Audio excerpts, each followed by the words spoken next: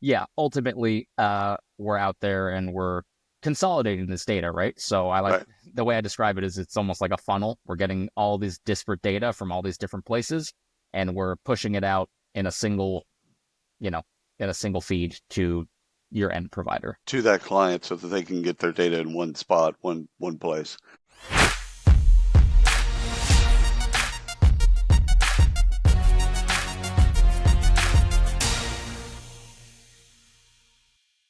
Hey, this is William Tincup and Ryan Leary. You are listening, hopefully watching, the Use Case podcast.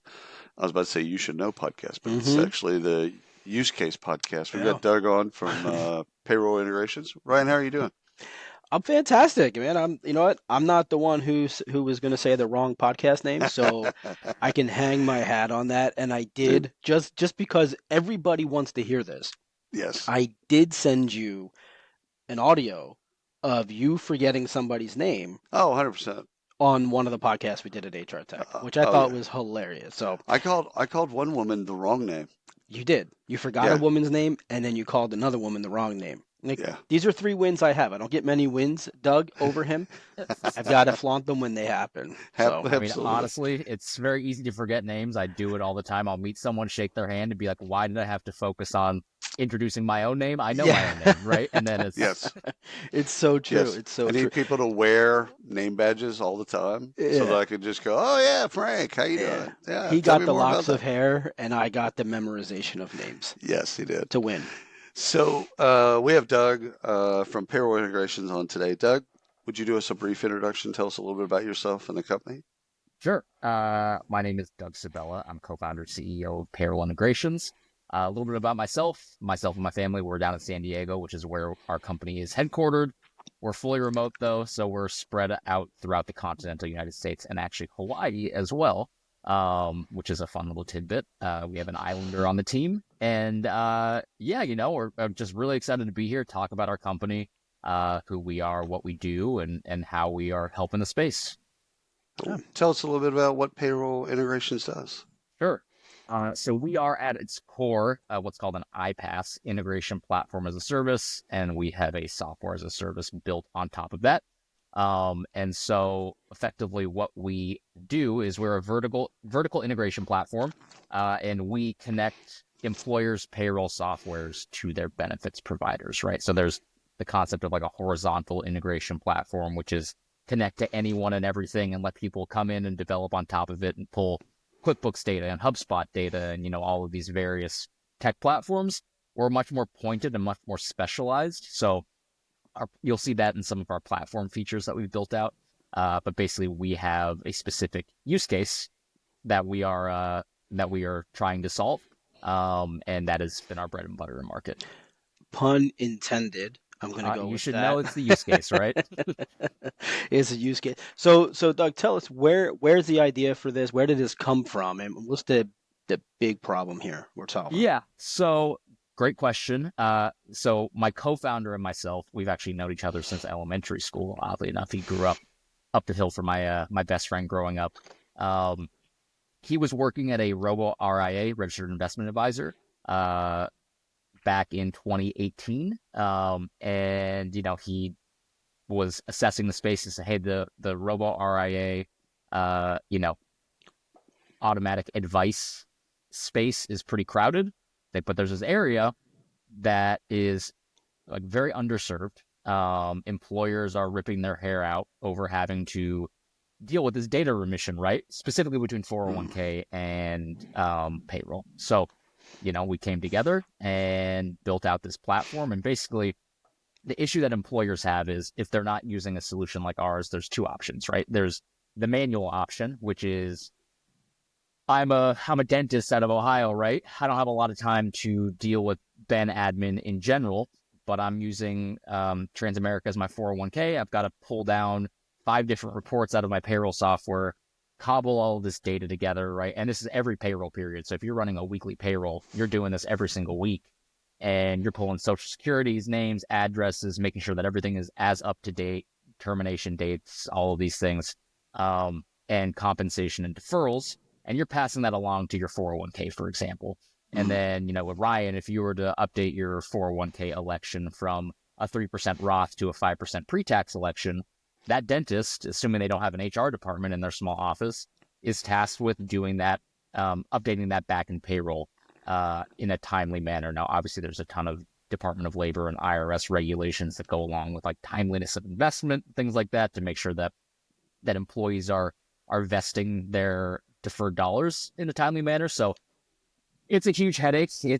There's been a number of studies that employers are spending over 100 hours a year just on this process alone, and that's just for if you have one payroll instance, right? So that can be multiples of that if you have a larger company with different payroll instances, different EINs, things like that. So basically, what we've built is a plug and play solution that eliminates that. So ultimately, what would historically just be, like I said, this very cumbersome process, an employer can connect their payroll, like authenticate, and start sending data to their 401k or their, HSA or health insurance or whomever in 5 to 10 minutes. So, and it's set and forget, right? So they set it up, and based on the configuration our platform is meant to send.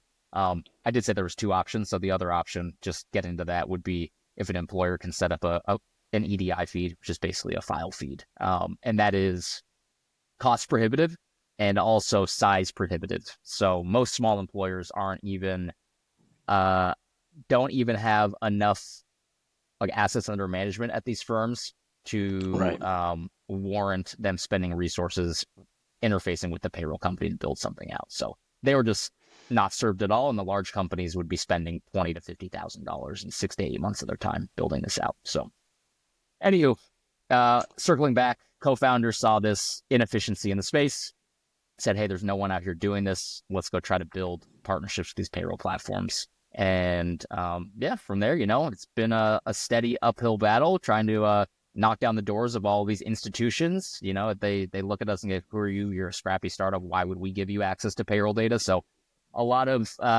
over time building up reputation to get to the point where we are marketplace partners with all of these large providers like ADP, Paychex, people like that. So that's the core problem that we are out there solving today. And we're doing great. So really, really excited about what the future holds. So for the audience, their edification, sometimes they hear payroll, sometimes they hear benefits management, 401k, HRIS, core HR. Like some of these are synonyms, maybe, but explain kind of because you're dealing with pipes of data and you're integrated with libraries of data.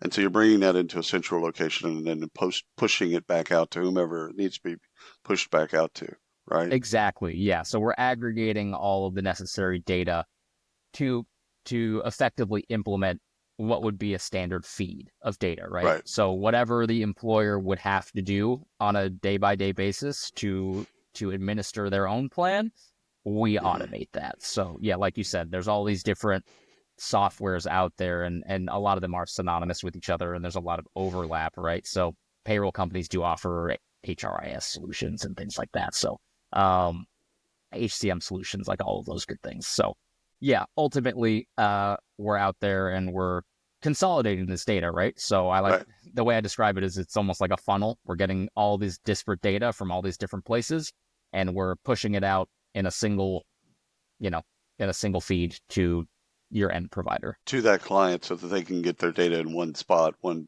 place. Correct. Most people don't know unless they've spent a lot of time in payroll, the payroll libraries and the complexity of payroll libraries. We're not going to deal with global payroll for right now, but just domestic payroll, 4 walls of the United States. You've got federal, you've got state, you got municipal, you've got all kinds of things that are going on. So if Seattle changes their minimum wage and you're that dentist in Topeka, and you've got an employee in Seattle, how the hell do you keep track of that? So the payroll companies, the Paychex and the ADPs of the world, they're always updating those libraries. They're constantly updating those libraries. And yet another benefit, if you're integrated with their data as they update their pipes based on different legislation or otherwise, then that's already updated in your system, which means it's already updated for your clients. Exactly. So there's just less management needed and less awareness needed, honestly, for them, right? So The payroll companies do a really great job of, like you said, maintaining these libraries and keeping up with new legislation and new codes. So, Right. I know I've been harping on 401k, but the maximum contribution limit changes every single year, right? And so Oh yeah. that's a headache for an employer to have to monitor, has William hit his 22,500 contribution for the year? So payroll does a really good job of kind of being the gatekeeper there, whereas we're reading all of that data and ingesting it and sending it out to the proper parties. So, yeah, you are correct. And that's also the benefit of just being an API partner with all of these payroll Right. companies too, is Mhm. that it's all, it's all real time. So they make an update and the data that we're receiving is what is reflected in their payroll software. Right. Doug, as you're talking to your clients, your prospects, what is it that you're seeing trend wise around around benefit management? Mm. Where's the problem? Like, where are they really feeling the pain at? I know that changes all the time, but in 24, as we go into 25, I'm curious to get your thoughts there. Where is that pain laying right now? So, you know, with without tooting our horn a little bit, or at risk of tooting our horn a little bit too much, I do think it is just the general connectivity between systems. To be honest, Hmm. just what I've heard anecdotally over the past couple of years is that pretty much everything is becoming automated at this point, and this is kind of the Right. last frontier or the quote unquote holy grail of like, okay, Yeah. how do we connect all these disparate systems and disparate data sets together to not only just provide a consolidated feed of data for an employer, but also like help advisors make better decisions and Right. like taking this information. So a lot of people have a lot of organizations have this concept of like ownership of data, right? And it was very much like mine. And there was not really much incentive for them to share, right? Because they're getting what they Right. get, but what they've been getting is the bare minimum. So trying to create a Hmm. solution to connect everything and honestly just impact financial wellness outcomes for employees is hot on Yeah. employers' minds because financial wellness is the overarching topic and theme being discussed at most HR events. I mean, I know AIs. You guys said you were at HR tech. You Yeah. got it. Everybody and their mom had an AI something rather, right? Oh yeah. So you know that's great. If we're just talking about what rolls downhill to your employee base, if you're an employer, it's financial Mm. wellness. Yeah. That's what I see, and like Yeah. what companies are doing to make that the most effective solution for the employer So to offer. why wouldn't this is just my curiosity? Why wouldn't a Plan Source, a Benefocus, or a Light, or even any of the payroll companies, but like Workday or whatever, why wouldn't they want to be integrated? What's the counter argument for them? Why wouldn't they want this to happen? So that's a great question. I'll take it from the payroll lens to start, right? Yeah, So sure. obviously there is another hot topic is data security, right? Yep, So fair. the data that is readily available out of the payroll software is about as sensitive as you're going to get, right? That's the Yep. data that Yep. people are chomping at the bit to take and sell on the dark web. Um, Now for them, historically, in some cases, it's an anti-competitive measure. Some of them do have benefits offerings as well, so they don't want anyone and everyone going in and cannibalizing their own business. But a lot of it honestly is just they offer curated marketplaces that their sales team needs to be aware of all of the options. And if you have 1,000 different options in your marketplace for the same thing, it becomes confusing and their sales force can't effectively, you know, sell partner products to employers. They need to know Right. like these are our go-to offerings for, from our partner network that we can help solve problem XYZ for you. Mm. Um, so again, a lot of it, like I said, data security, super important, not letting anybody and everybody in and making sure that who you're working with is up to snuff from a data security perspective, but also, like I said, this walled garden mentality of like, let's make sure we curate because ultimately they are vouching for a company like ours who is a partner of theirs. Like they are in our marketplace. We have gone through all of the hoops to make sure that this company is offering a secure and viable solution for you. So You've recently this year you released I saw you released a financial wellness report. We were talking about financial wellness, where it all kind of rolls down to that. Maybe a little off topic, but maybe not. What have you learned from that report? I think the most interesting finding was around Gen Z and retirement. Personally, I mean, I know everybody loves talking about Gen Z. It's just, we see Yeah, it It's in fun. every single article, Newsweek, Forbes, whomever. They're all hot on like, what is Gen Z doing? Um, my favorite tidbit from the report, which is phenomenal. I recommend everybody go read it. It's really interesting if you're interested in just general like employee financial wellness, was the number of Gen Z is contributing less to their retirement compared to other cohorts, so other generations. Uh, but the ones who are contributing at a much higher clip than other generations are. So Hmm. I think I'd have to go pull the numbers, but if I remember correctly, it's like Gen Z on average are contributing. The ones who are contributing to their 401k are contributing 7%, whereas like the average across other generations are like between 3 to 5%.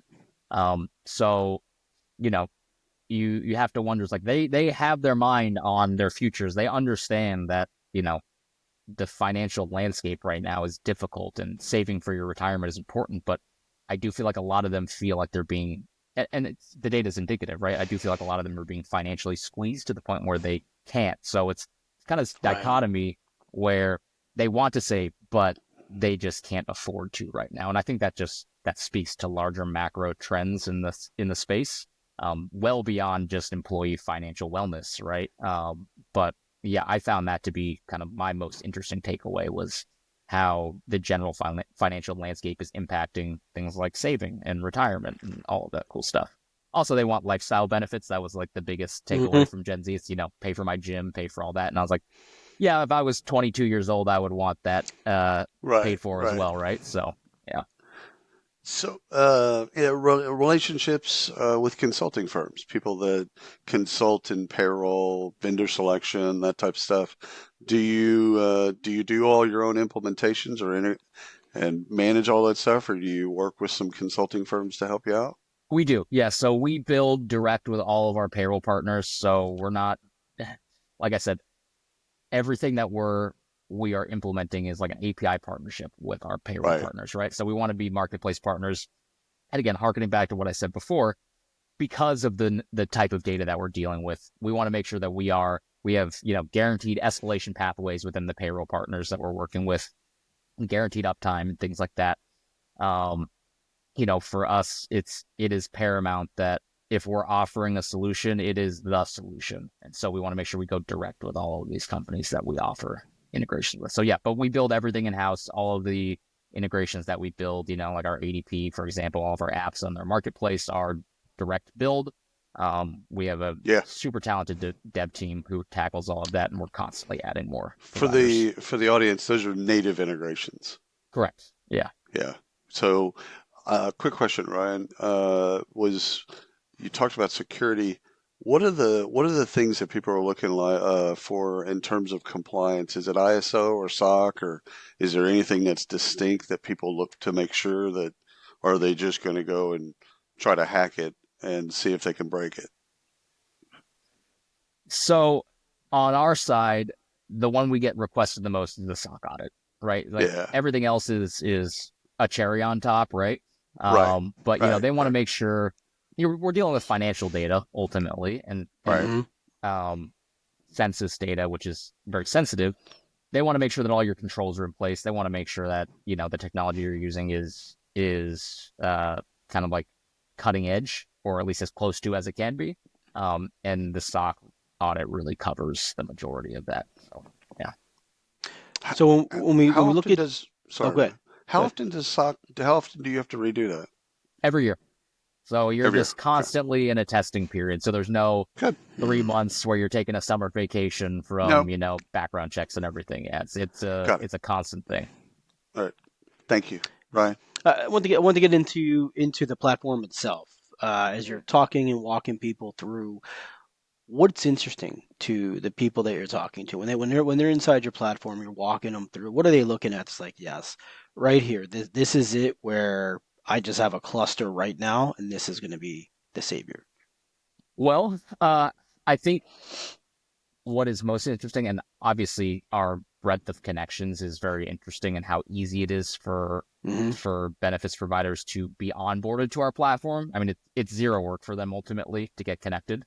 So that's great, right? They love that. It's low to no cost for them to get going on our platform. But what really is kind of tips it over the edge for them is all of the benefit specific tooling that we've built in to our platform. So when you're implementing, I'm just going to go back to 401k because it's the most complex.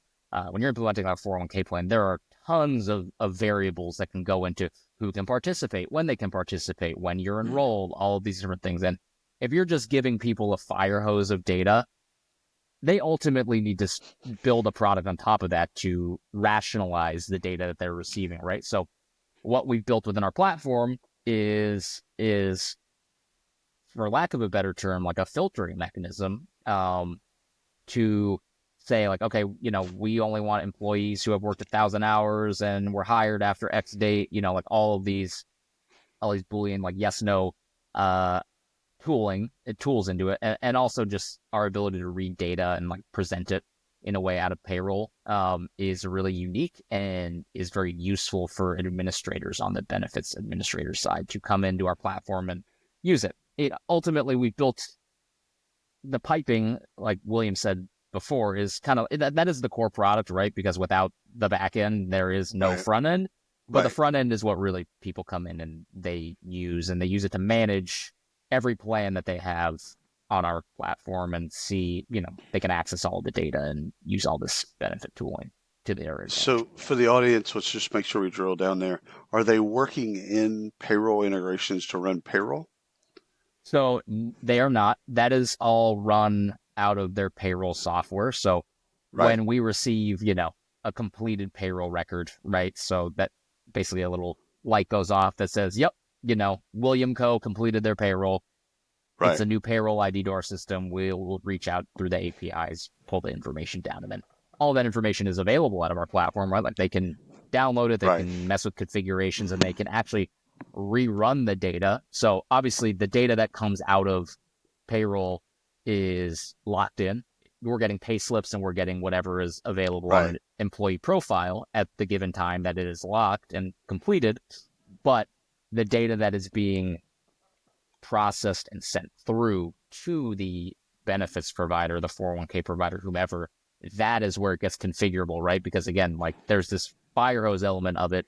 And it's like, how do we trim that tree down to have it be exactly what you want? And like, so that's what our platform does is it trims that tree. So that way they're only getting, the nice Christmas tree, not the 200-foot pine tree in the middle of the forest. I don't think pine trees grow that big, but just as an example, They could. They hey, you could. never In know. East Texas, they grow pretty tall. Jersey's got big pine barrens. They get pretty big Yeah. there. But so let's talk about who you are selling to. So for everyone Mm, that's listening, we get the use case. We know what you do. yeah. Are we talking 5-person company? Or are we talking 50,000-person company? Where are we We're at across in the that board. mix?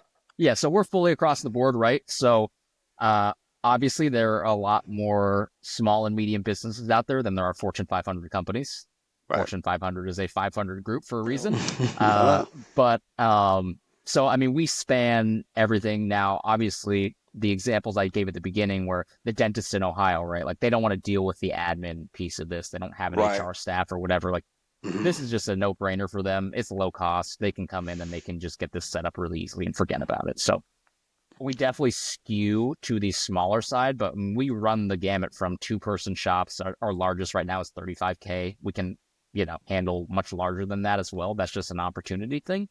Um, so really, it's anybody and everybody. But again, we're a volume shop, so we're gonna typically see more in, the 10 to 50 employee range. That's kind of Right. our average. Well, and their complexity is less than a 10,000 person. Correct. they might have multiple payroll systems doing different things through, usually through acquisitions. They'll acquire somebody and still keep that payroll system for that part of the company. People Exactly. wake up and they've got 13 different payroll systems. So um, let me ask you the question for the audience, that buying questions that they should ask. If they've never bought something like this, what Uh-huh. should they be asking you? What types of questions, or even specifically, if you could script it, what questions they be asking? Well, first they should ask how much it costs, right? That's the big Yeah, one. But yeah, if I'm a small business and I am a buyer for this, right, and I'm using a K provider who is one of our partners, um, I would want to know kind of like what is my turnaround time? Like how quickly can I get this implemented? Um, what is my overhead if I wanted to build this myself? I would never recommend a small business do this, uh, but oh no, if no. they want to know what are my options, right? So EDI feeds, which we discussed before, not Hmm. really available to most and very Right. expensive. So, is there any annual maintenance? How frequently is data being received by my provider? How frequently is data being updated? All of those questions I think are important. And also, like who are your competitors? What are the other options out there in market? And, allow us to differentiate ourselves by what's great in our platform. So that's really like what I would encourage everybody to be asking when making not just this, but like any buying decision, right? Right. Is what is assess the market, see who is having the most success and why they're successful, and make an informed decision. Yeah, I think adding the privacy and security stuff, even if it's that Yeah, dentist with a small shop, they should, if they don't, I mean, it's probably not top of mind if they're running a business. However, it is the most sensitive data. They should probably ask that as well, which leads you back to SOC, and correct. so you can handle that very easily. Correct. Yeah. Yeah. We get a lot of requests for our audits as well. So, Yeah, that's great. just simple. Sign a mutual NDA and you have access to all of that information Yep. from us. Right. Yeah. So how do they even know they have a problem? How do they know they need to reach out to you? That That's a good is, question. now that's the $1 million question, right? Yeah. I So, mean, like I don't wake uh, up one day and say, "Hey, that guy Doug, like, dude, I want to reach out to him." Like, how do I know? If I'm a 10-person, 20-person shop, like, how do I even know I have this issue? I have the so problem. Yeah, Right. yeah, I mean, it's one of those things where it becomes so ingrained in your day to day that it's just like, this is just another process, right? Like, this yeah. is part of running a business. So, Payroll takes 6 days to run. Oh, okay. uh huh. Yeah, totally makes sense. Exactly. Yeah. So Yeah. it's like maybe someday I'll hire somebody to do this if my margins hit what they need to hit, right? So, no, that is a great question. How do we kind of like flip that mindset for them? Like this is not just something that they need to be doing. Like how? So this is something that we work specifically with our benefits partners on. There's a lot of co-marketing, a lot of like one sheeters around like what is the benefit of having a fully integrated suite, right? Like how quickly does data come through? How much time are you going to spend on this? The answer is zero, obviously, once it's set up. And what are your ultimate cost savings? So it's, trying to put in like up in lights and big bold letters, like, here's how much time and money you're going to save. Because it, most business owners look at that and just right off the bat at the headline and say, oh, that makes a lot of sense. How much is this going to cost me?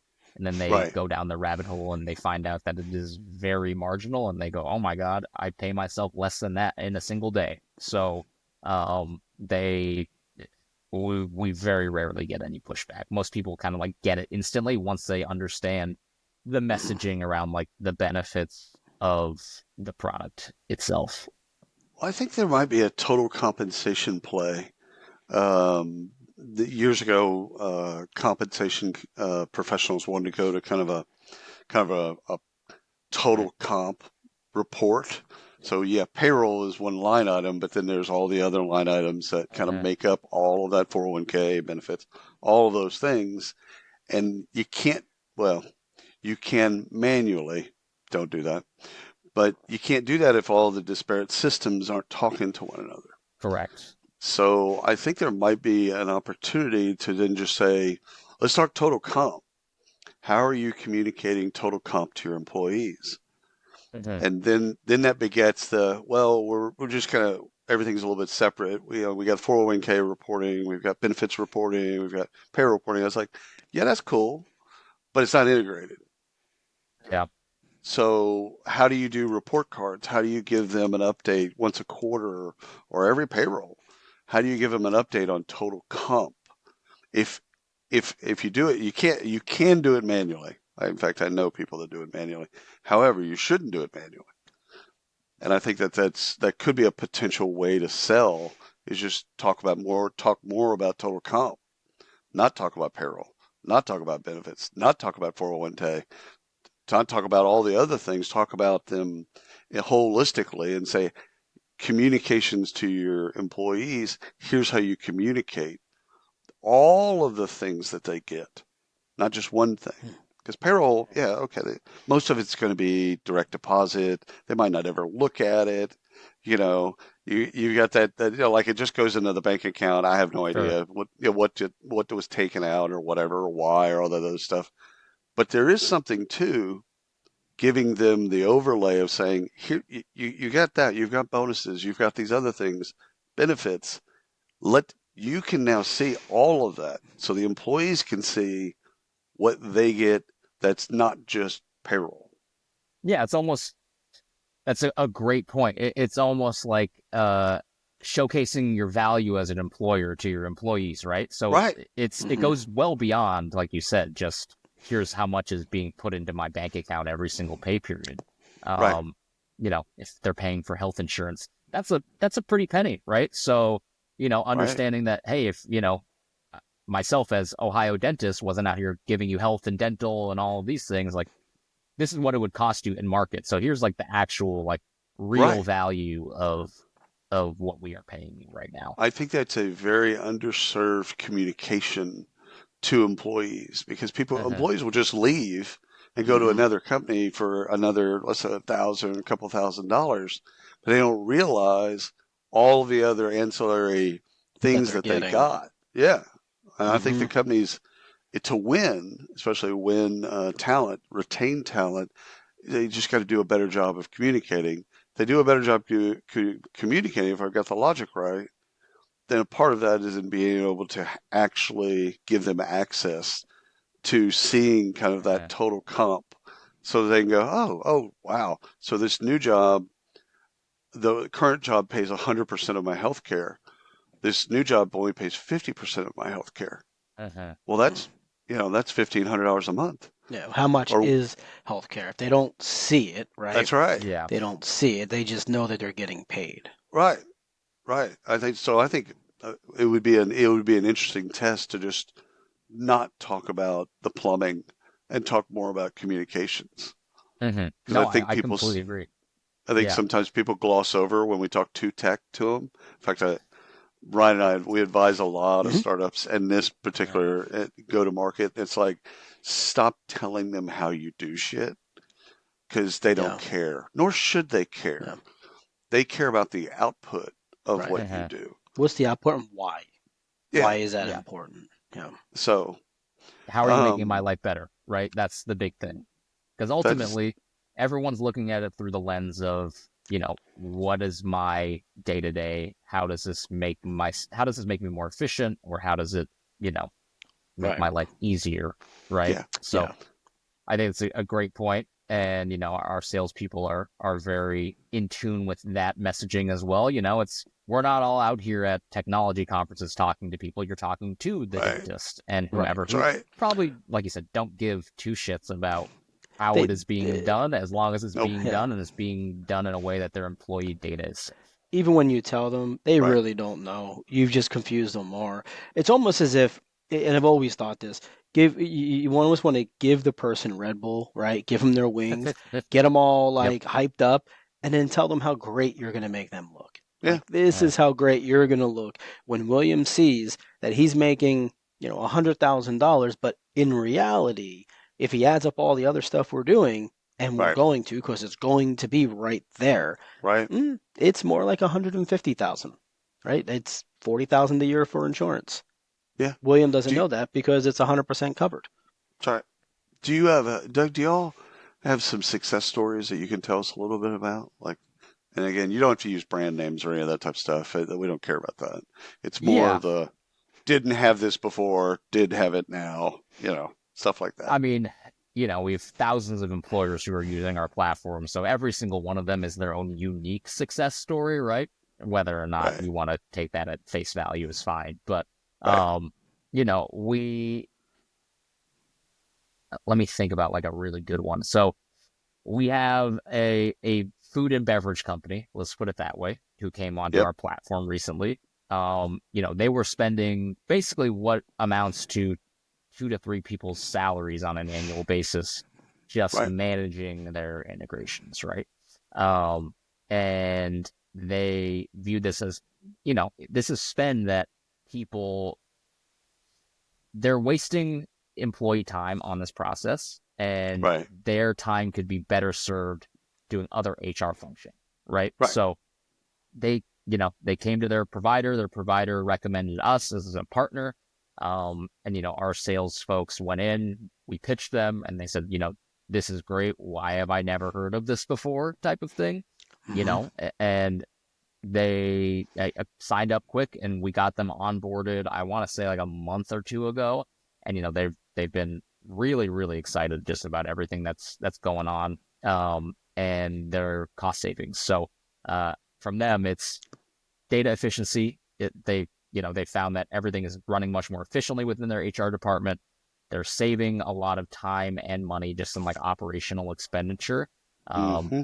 And also just the data delivery and lack of data errors is making their employees happier, because there's nobody in there fat fingering stuff in an Excel sheet. People's Right. money is being invested on time. Nobody's Mhm. asking questions about like, why was my Right. contribution not updated for this payroll? So they're just seeing employee satisfaction across the board. But large F&B company who has seen a lot of success even in just the early stages of this. So our hope is that, like I said, it's a set and forget product. If we never hear from them again and they just keep running, that means we're doing our job. So That's right. Right. Yeah. Well, and the sanity of those, assuming that they're not overstaffing the process, they're just overworking one person to be 2 or 3 people, that person's now retained. They're going to go do a job that Absolutely. they want to do, and they're not pulling their hair out every day or every week trying to do this stuff. This reminds me, I was talking to a CHRO, this is a couple of years back, and this is all in the United States. It's probably 60,000 employees, and she had 21 different payroll systems. And then again, a lot of this was through acquisitions. And when the CFO would ask her a basic question, how many employees do we have? Mm-mm. It took her 2 weeks to answer, because she had 4 analysts that were managing all of those different things that would actually have to get together and compare data. And then in real-ish time, 2 weeks. And she's like, it's killing me. It's just, I should be able to answer it's a simple question. How many employees do we have? That should be a simple question. And I can't answer it. And so it reminds me of that. And of course, her bit was, I'm going to get them all on the same payroll systems so that I can actually, so there's a whole digital transformation, change management, all kinds of stuff that she's going to have to deal with.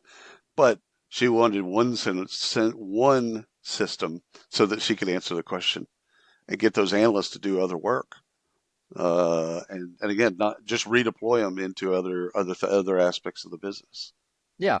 And like you said, that's time and money that the analysts can be spent doing other stuff, right? So Right. like Ryan was saying, if people are overworked, your turnover is going to be higher. So that is kind of like a hidden cost of the whole process, right? Where hiring is expensive, whether you like to admit it or not. You lose productivity when someone leaves, you got to backfill, and then it's a couple months of training. So other folks are getting overworked and burned out, and it's kind of a vicious cycle there. So these are the overlooked things. I think that a lot of employers overlook.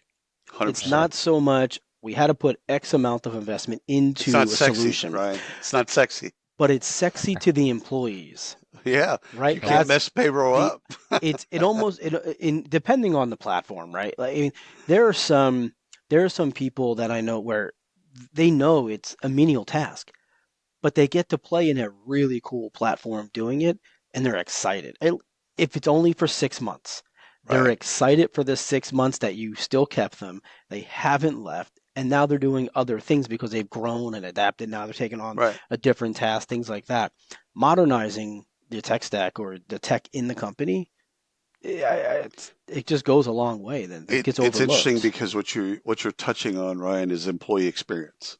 And a Yeah, part of yeah. the employee experience is the software that they interact with. Yeah, it's almost as if, and I know we're not, we should hold a therapy session for Doug, not that you need it, Doug, 100%. but I 100%. kind of feel like we're just going to rework your whole sales. Like, forget the demo, forget the tech, forget like Uh-huh. that's, get that. Let's talk about the experience of your employees, Yeah. right? Like those are the things when I hear you talk about that, That's that's that's what what I'm feeling. Like, yeah, me I'd too. be proud to work on that because now I can come in as an analyst or whatever I'm doing I don't and have to think actually about give that you the stuff. information. Yeah. I can do my job. Yeah, people I feel love it. fulfilled learning new things, right? And if you're Right. Yeah. bogged down just clicking the same button every single day for 8 hours straight, Yeah. you're going to Right. get burned out, right? And so, And Oh. I'll need to learn. Look, you said bullying way back, and I damn near vomited in my mouth because I Hmm. come from that world of recruiting, and I could yep, just see somebody in Excel like, I'm so excited. I just learned how to concatenate. Like, no, I'm not excited for that. Like, there's technology to do this, and that's you, right? sure. Like, so That's these are right. the things. Like, yeah, it's important. I think these are the things that make this work. Overlooked, but vastly important.